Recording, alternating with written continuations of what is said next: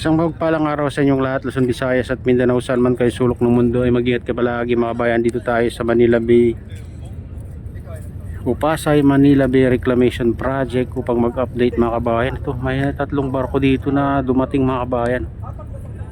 Yung isa ay nagtatambak na. Ayan o. Oh. Ayan, nagtatambak na. Itong dalawa naman ito, hindi ko alam kung saan siya pipwesto. Antayin natin kung saan siya magtatambak. Ayun. Oh, daming ano ngayon. Mayroon pa doon sa gitna mga kabayan. Natatakpan lang dito sa dredging vessel na yan.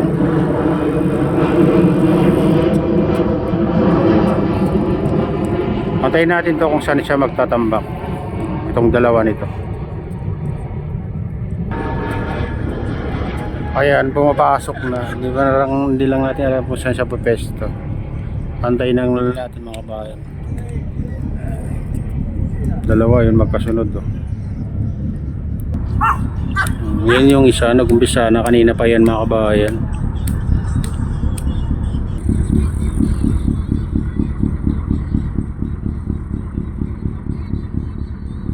Ayan mga kabayan, punta tayo doon sa nagtatambak kasi dito sa kabila ay hindi pa nag-umpisa. Tara na, samahan niyo ako. Ayan mga kabayan, ito na yung mga wakwan dito. May nagtatambak doon sa kalagitnaan mga kabayan. At ito naka-standby itong barko na to. Pero may kargado to. Yung isa pala mga kabayan ay wala nang karga, nakalutang na ito. Lutang na yung isa. Ayan, dito yung sa harap natin yung nagtatambak at parang itong dredging vessel mga kabayan parang kinukuha rin hanggang dun sa nililipat dun sa gitna. Lawak na to. Ayan, tapat ng dulo ng Mulobisa yan mga kabayan, sa pinakadulo niyan. Yun dun. Ito na yung pinapalawak nila mga kabayan. O yun o, may dun. Nakikita natin yung malit na barko doon na kadugtong itong mga kabayan. Itong dredging vessel na to. Doon yung maliit. Doon yung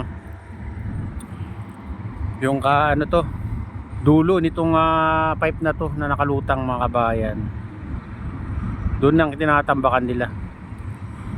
Dito lang tinatambak yung mga malalaking barko, tapos kinukuha rin itong pinapahigop itong dredging vessel na to mga kabayan. Yung katabi niya yung malaking barko.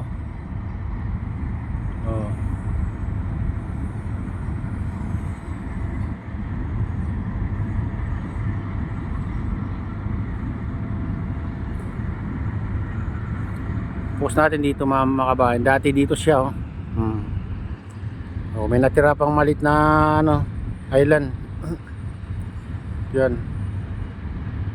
Baka tatanggalin din yan mga kabayan kasi diretso dun sa gitna.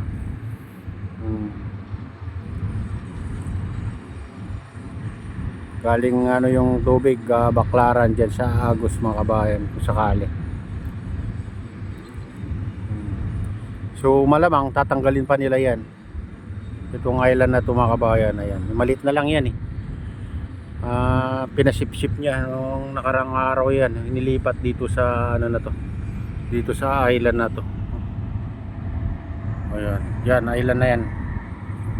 Pinaka na yan. Huling tambak nila dati yan nung bago pinatigil mga kabayan. Ito na yung pinalawak nila mga kabayan kasi malawak pa naman yung space dun. Sa katunayan na nandun na sa isla din dun makita nyo yan. Focus natin dun ayan yun sa gitna, nakarugtong na rin yan mga kabayan.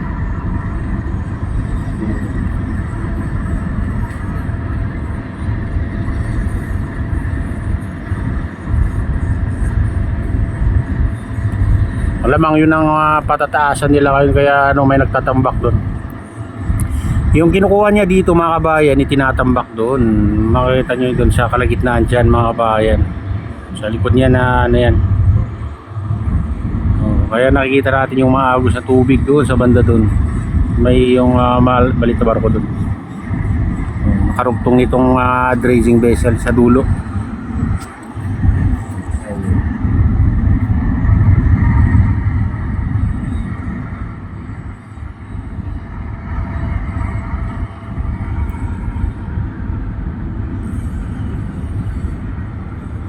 Punta tayo doon sa gitna kung makikita yan mga bayan.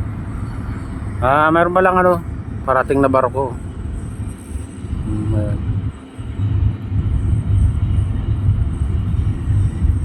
Punong-puno rin mga bayan ng karga. Puspusan na ng ano, pagtatambak. At doon naman sa gitna mayroon tayong nakikita dyan na nagtatambak. Ayan o, malayo lang mga bayan.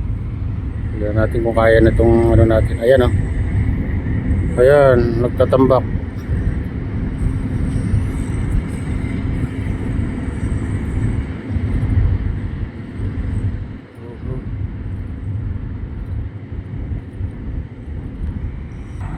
Ayan mga kabayan, dito tayo sa tapat nitong barko na nagtatambak.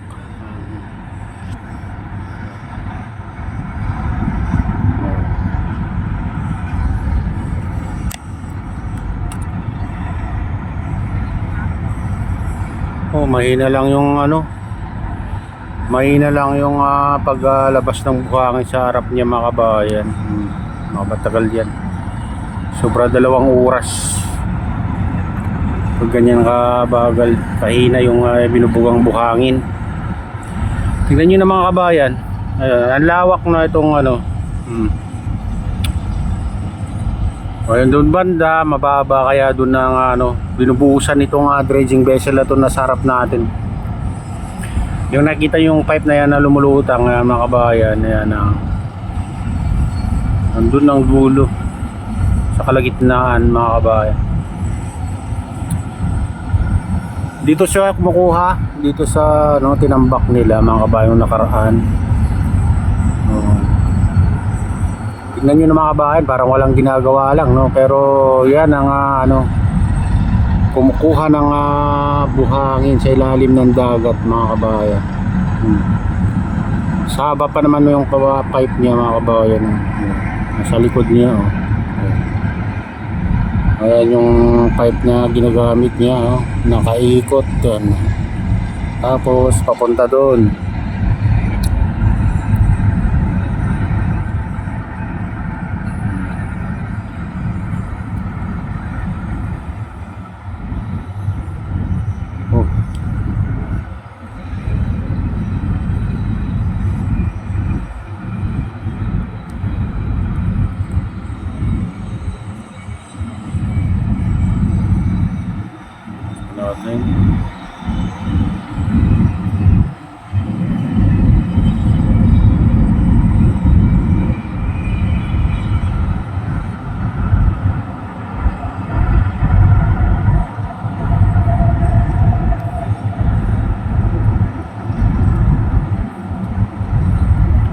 Alam niyo mga kabayan, maraming nagagalit din dito sa reclamation, pero marami rin na natutuwa. Kasi sabi nila magkakaroon ng maraming trabaho pag sakaling ano na, mag-umpisa ng magtayo ng ano, ng mga building. Ayan.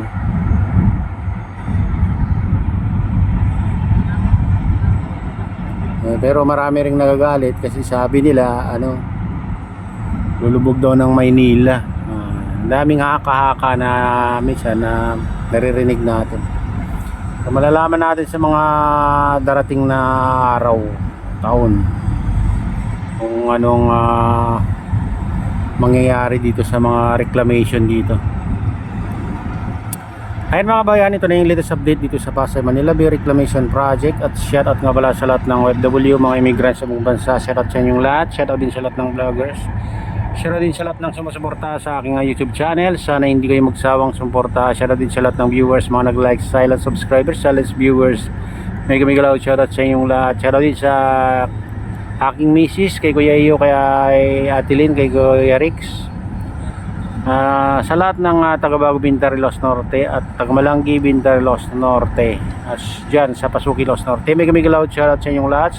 At shoutout din sa utol ko dyan sa Honolulu, Hawaii. Ayan, si Nestor. Ingat kayo palagi dyan. At pagpalain na ng Diyos at ingat kayo palagi. God bless sa babae.